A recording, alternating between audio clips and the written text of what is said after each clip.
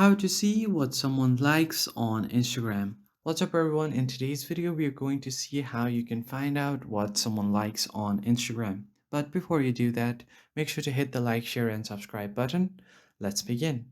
So the first thing that you want to do is open up your Instagram app and make sure that you are logged into a correct account.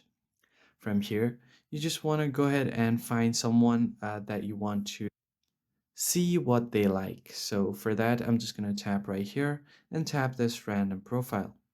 So from here, I can obviously tell that they are into cars, but in this case, what you want to do is go to their following list. And once you do that, you can scroll down and see any of the profiles that they have and see if they have liked any posts from here. But if you don't see it, then that probably means they have turned off their activity status. So you can do the same for your profile too. In order to do that, just head over to your profile section first.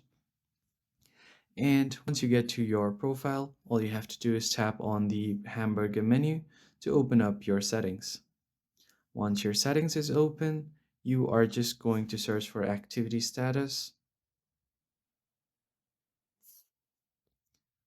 So here you will see an option to show activity status.